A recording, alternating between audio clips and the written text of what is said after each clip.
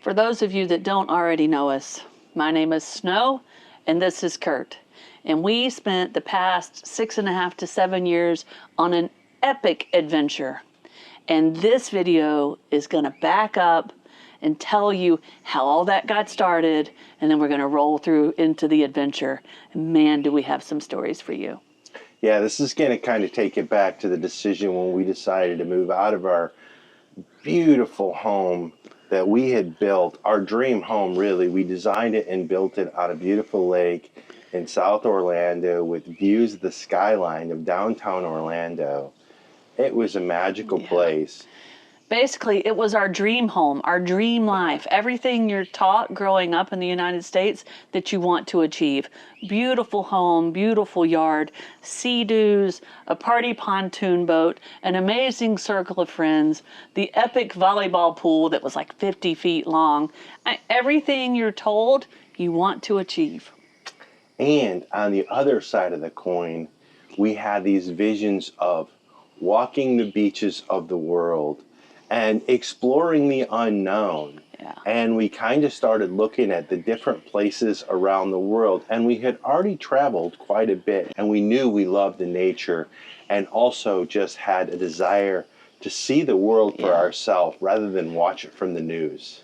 But we were roped into our careers, which were also something you're told to achieve. We both had substantial jobs, right? Yeah, and I think from the outside looking in, it looked like we had the perfect life. We had the home, we had the stuff, great friends, big parties, great vacations, all that type of stuff. But, and that's a big but. I traveled for a living, meaning Monday morning I would get on a plane, fly out to different destinations throughout the United States, and wouldn't return on Friday. So despite having this big, beautiful home with all this great stuff, I was not home to enjoy it. I lived in a hotel. And although I had what looked like a great job, it came with a ton of stress, budgets and answering to the boss. And Curt was gone all week. Yeah, I think that was a big thing, guys, is we were living two separate lives to reach our goals, our dreams, all this stuff. And the underlying desire to travel was getting lost. We were both in different places, almost living separate lives. And so everything that we were working so hard to achieve and to have and to do, I just didn't feel like I was there to appreciate it. It felt like I spent my whole life climbing the corporate ladder, and when I got up to the top rung of the ladder and looked around, it wasn't what I expected. Not at all. Not at all, guys. So I think it took a big event for us to actually realize that although from the outside looking in, we had what most people would consider the perfect life. But that one trip, that one epic vacation we did manage to pull away from our careers and take, opened our eyes to what was truly missing. Yeah, we took a 3-week trip. Now, we had done plenty of weekend trips and all that type of stuff and little vacations, always answering the phone to the boss. Chained to the laptop. Chained to the laptop, answering the emails, even on weekends. I remember sometimes Snow would be like, Curt, can you put that down through dinner? And I was like, no, I can't. I can't put my phone down because when my boss called, he wanted an answer. And that's the kind of situation we were in. It was kind of like golden handcuffs. Yeah. I mean, it all came with a big trade-off. Yeah. And it was then that we decided to go on a 3-week vacation, and it was to Japan and China. And much to the dismay of our bosses, we did not take our laptops, and we did not answer our phones. Yeah, well, in China, for example, they have, and even in Japan, it's just not easy to get connected back with the United States. And we didn't really try because we wanted to unplug. And during that trip, we saw some amazing things that we hadn't seen in typical Western culture Yeah. vacations. We were blown away with the food, with the culture, with Yeah. the colors, the history, the religions, all these different unique things that we had never been exposed to at our traditional vacations. Yeah, our traditional vacations were ski trips to Canada or an all-inclusive in Cancun. The most out of the box we ever thought was our week in Costa Rica, where we dared to rent our own car rather than go on a tour. So we had done pretty much your standard vacations, an American vacation. So this was outside of the box for us. I can just remember walking around Japan and China for hours. I couldn't sleep because of the time change. Snow's knee was banged up back then. And so I would just walk around immersed in the culture. And I was shocked at the difference in the cost of living. Yes. A $500 hotel in the U.S. was $99 in Beijing, in the city. In the middle of Tiananmen Square. I mean, yeah, beautiful accommodations at literally 20% of the price. And it was then that we started to realize that maybe our lifestyle could be different if the cost of living was different. Maybe our American dream was wrong. We got home and I jumped on a plane and went back to work as usual. And I can just remember on the plane just being miserable. And I thought the whole week, there's got to be something else.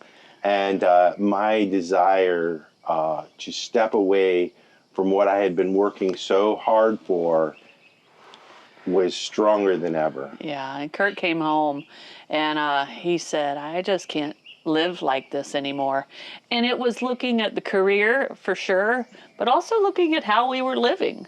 We just weren't, well, we had the two separate lives and we had big decisions to make. And we were both on board for drastic changes. To be honest with you, I looked at Snow and said, I can't do this anymore. And she says, I said, He did. let's move to Thailand. Now, a couple quick searches on Thailand, and you'll quickly find a lot of videos where you can live in Thailand for $2,000 a month, or so on and so forth. We could not afford to retire at our age in America, but when we started looking at the cost of living, we said, maybe. And when I said, let's move to Thailand, I said, slow down, slow down. That's a big change. And that started the ball rolling over the next, I would say, 2 months. We went through many different iterations of what can we do to drastically shake up our life and discover this new American dream I guess we're looking for. And yeah, I just remember saying, Snow, I'm going to jump on a plane. Look, let's figure it out. You spend the week, your week, and when we get back together on Friday, let's sit down and discuss what we want the rest of our life to look at. If not, if we're going to change our life, what's it going to be? Yeah. Let's take this thing blue sky, and let's design a clean life. slate. And we both came back that next weekend with different ideas, and it started slow. Curt had a brand new truck. Well, first of all, it was let's just go from country to country and live in Airbnbs. Well, we decided we wanted to travel. Yeah, travel was the important. one thing off the top Travel. that we agreed with. We'd come back from China. We'd seen that. We always loved vacations. Yeah. We said, if we're going to redesign our lifestyle, let's design a traveling lifestyle. Yeah, but then that just caused a big problem. Airbnb travel month to month or 3 months to 3 months from each country would be way too difficult for our kitty cats. And that's when we had the discussion of how important they are to us and that they would be going on this new lifestyle change with us. So the cats started to come into the plan and that started to change things. It really was a discussion about what we wanted our lifestyle to look like. And as Snow said, I had just bought a new truck. None of this was sort of a lifelong dream. All this kind of happened in real time. Yeah. And the weekend ran out and I got on a plane and we knew we wanted to travel. We didn't know how. Yeah. Snow said the logistics of Airbnbs and that type of travel was a challenge. And so I was working out, I believe, out west somewhere, I think in Colorado. Yeah. And all these RVs kept coming by. And I was like, bing, insert light bulb above my head. I didn't even tell Snow. I went to an RV store one day after work out in Colorado, and I was blown away. And I came back and I said, Snow, I got the solution. Let's go look at RVs. And Snow said, Not no, but heck no. And I had this vision of, I guess, the RVs from like back in the 70s or something, where I had some friends growing up and I had traveled in them a little bit. And it just didn't seem like a home, because we knew we weren't going to have the house anymore. We were starting over, and I was like, that can't be my home. I need personal touches. I need something. But he said, let's at least go look at them. And we went to an RV shop there in Orlando, and we were looking around, and I was in them, and he was right. The new versions were better, but it still just didn't feel like home. Nothing just seemed to work just right. And then I pointed over to a little Mercedes van and said, well, something like that might work, which shocked him that I was willing to go so small. So we went over and we looked at that, and then it still just wasn't quite right. And then the timing, the universe sent us an Amazon delivery van driving down the road. And I knew how handy Curt was at building things. And I looked at that van and I said, you can build our van. You can build it. We'll build our own. At this time, we didn't know that van life was a thing and that people were already doing that. yeah, really, we never owned an RV. We had never even really gone camping. No. And so we didn't have any experience. We just had a very strong desire to change our lifestyle. And as we started to research how to build the van, how would I even do that? What would that look like? We stumbled across some other YouTubers, because I was doing a lot of research on YouTube, the Google, other places, who were actually traveling. We stumbled on Trent and Allie, the nomadic movement, and Max and Lee, Eamon and Beck, all the big names that you guys probably know.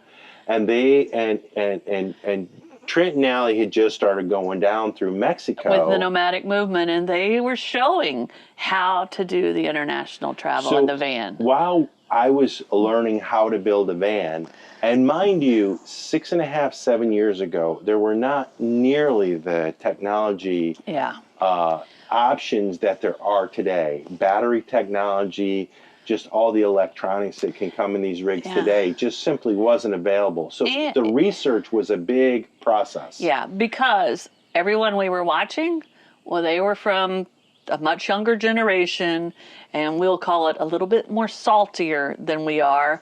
As approaching 50 at that time, I had some things I needed in this home. We needed a decent sized bathtub, a bigger shower. Air conditioning was important to me, things that a lot of the camper vans didn't have. And that's when Curt's amazing brain went to work at developing this technology, because the RV industry was telling him that what we wanted wasn't possible. So we kind of had a direction, and all this happened really quick within 3 or 4 weeks, and then we needed a van. We had to find the van. At the time, there was a South Carolina Mercedes assembly site that wasn't open. There was a big change in the emissions in the Sprinter vans, and there was a huge backlog of new orders.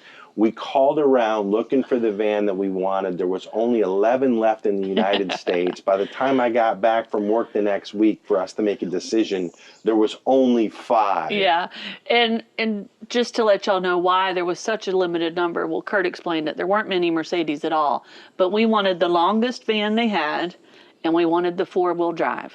So that narrowed it down anymore. So it quickly went down to 5 or 4 left, and then the salesmen were telling us, I've got people looking at it. Now, it was a stressful couple of days when we were making this decision, but I think it was all good, or we might have stalled out on making the decision. So it made us go ahead, and Curt hopped on a plane, flew to Maine. Bought our van. My parents drove my truck up there. Yeah, because we traded it in. And we brought home the van. Yeah. Now, I'm going to tell you, by the time we did this, we were committed. And this is what we were committed to. We were committed to selling our house and all of our stuff. And my land. Ooh, we had a lot of stuff. We did. For 2 people and 2 cats, we had a 3,600 square foot, and it was busting the seams. And I was in the process of building a second 2-car garage. I guess to jam more stuff in anyway. So I had to finish that project. I had to get us ready to sell everything. We had to get ready to sell realtors, and Curt had to build our dream van. We had to build a van. We had to finish the research. And then we had to sell our house. Yeah. And guys, we had also decided that I was going to walk away from my job. Now, I had a huge job and a big career.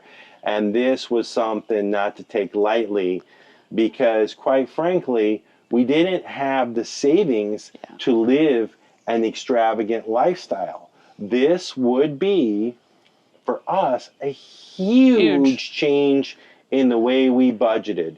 And our goal really initially was $2,000 a month, with the intent within 3 years we would have to make some money to supplement our budget. So there was some big monetary financial decisions we were making, and looking back at the time we were making them, not real smart decisions, because not real smart decisions based on what we're taught. Yeah. But now we can put words to it.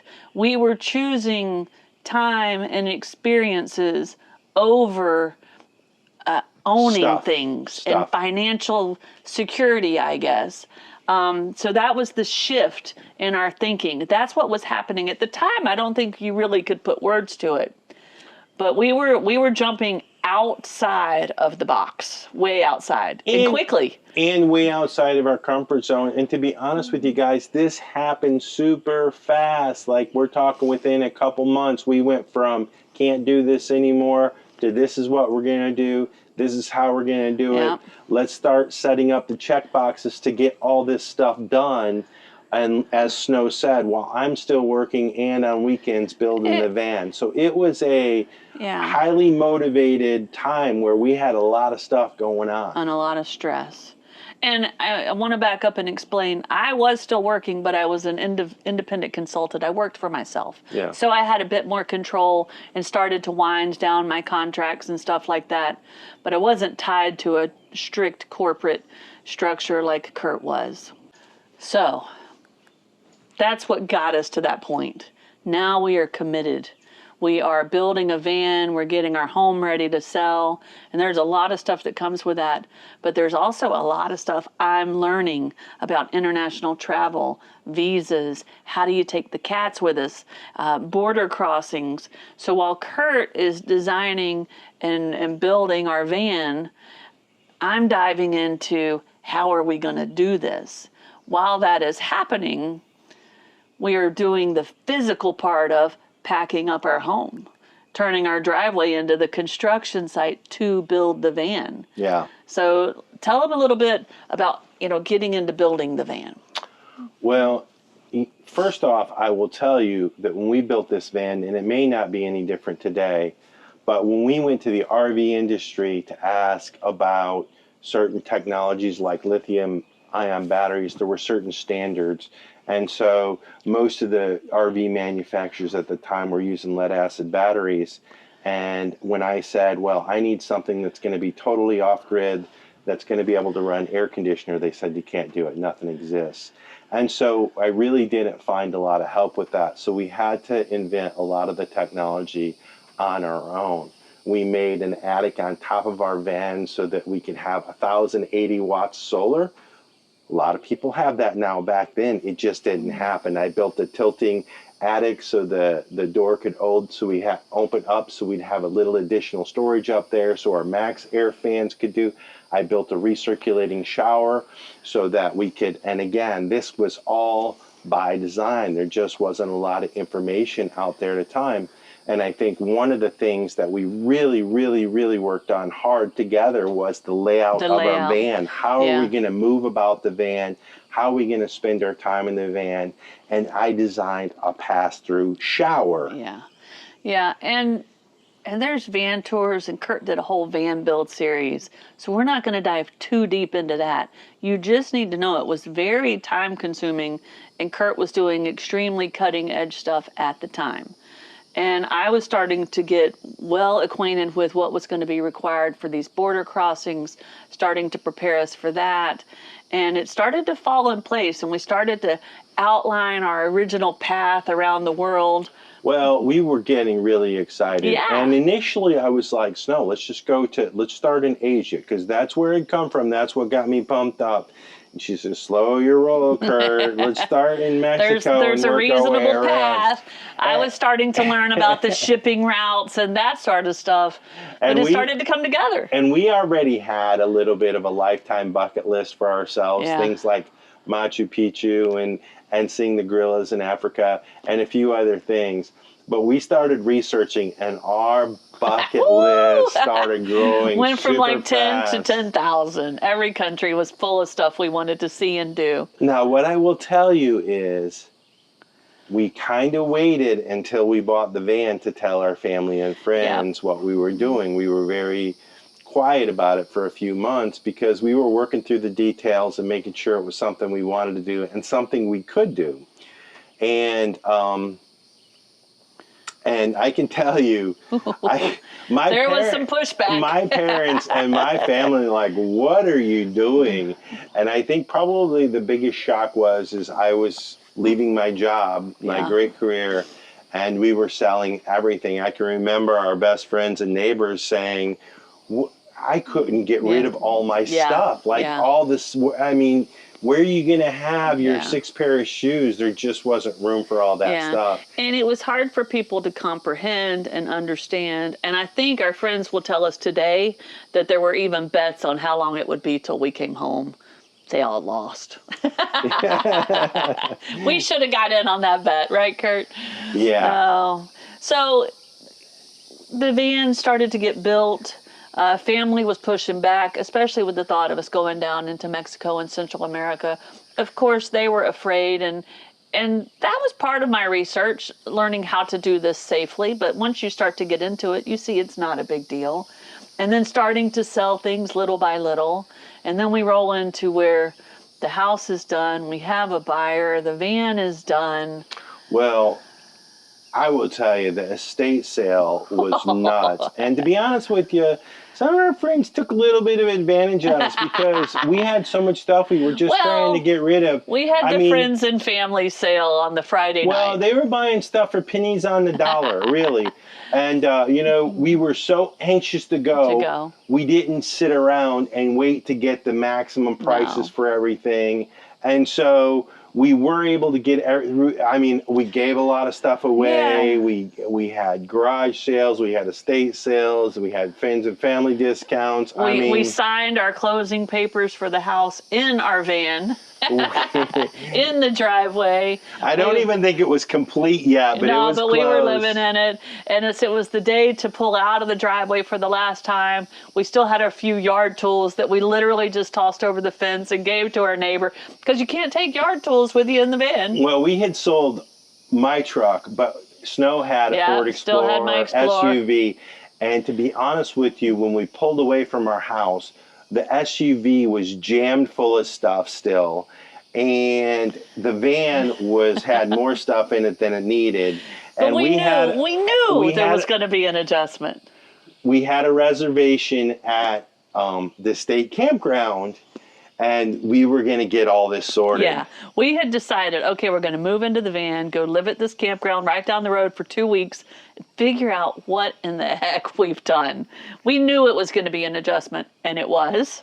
It really was. And I remember we had these like throw pillows everywhere. There were so many throw pillows.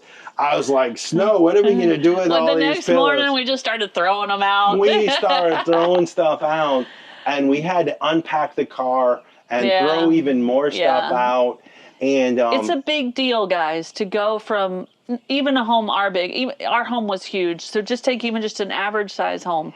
It is a big deal to take everything you own, get rid of it, pick what's important, and move into 94 square feet on wheels.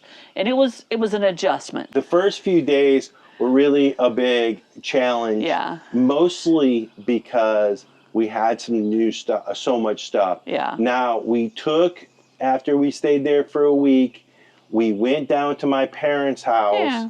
to leave some more stuff To get rid of behind. some We still tools. had too much stuff.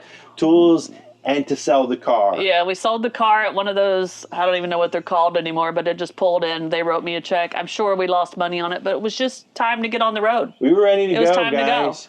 So after we sold Snow's car, we came back to Orlando to kind of do all of our last minute things that we needed to do to get prepared to shove off. And to be honest with you, the last time looking over the lake, saying goodbye to our parents and our family, coming up to Orlando and saying goodbye to our friends, I think they really still thought we were kind of absurd, but it was an emotional time. That was kind of like the final saying goodbye. And are we doing the right thing question? Did linger a little bit there. We shoved off though, guys.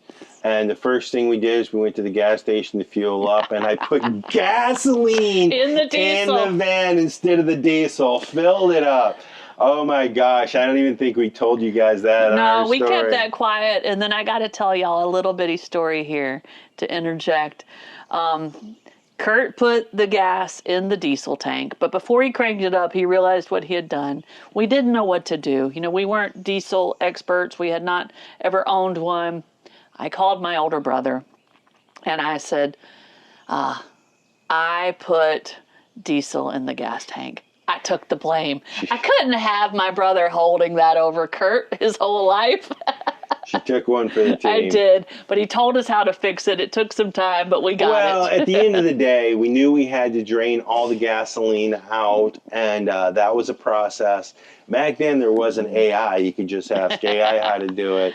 And anyway, that was kind of how our start of our journey was. And I can remember as we headed north out of Florida on our Farewell USA tour.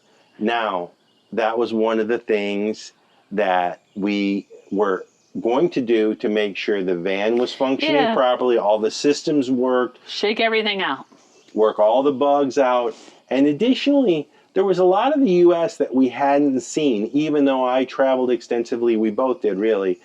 There was a lot. So it was a good practice run for us to still be in the safeness of the U.S. before we went international. Yeah.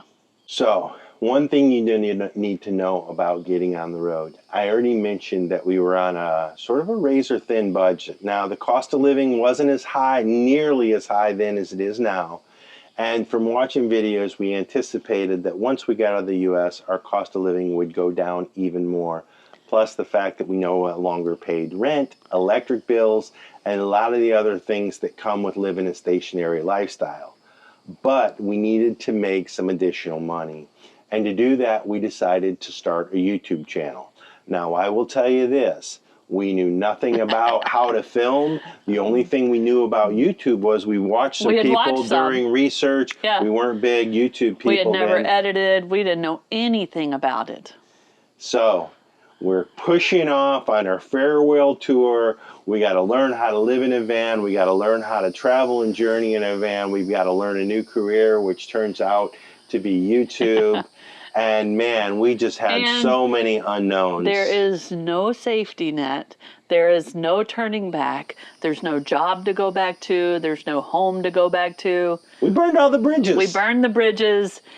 We jumped in a van and we said, let's go. And we did, guys. And I got to tell you, it was exciting. But we want to take you through the journey. We're going to take you through the journey. We want to show you some behind-the-scenes stuff that we didn't show you when we did it the first time through. So I hope you'll... And we will take questions from you guys. What do you want to know about this journey? Ask us. Put it down in the comments. We'll see if we can incorporate it into some videos in the future. But yeah, we're gonna be transparent with you. We're gonna talk to you about not only our journey around the world, but our YouTube journey, how everything worked out, and like I said, some behind the scenes stuff that you guys didn't even know was going on. Fill you in on some of our favorites and least favorites as we go. But you'll have to come back for episode 2 of this new series, guys. Let's go travel the world together. If you like this video, be sure to subscribe to our channel and hit that notification bell so you guys know when we put out new videos. And don't forget, you can always follow us over on Instagram to see what's going on in between videos. Cheers, guys!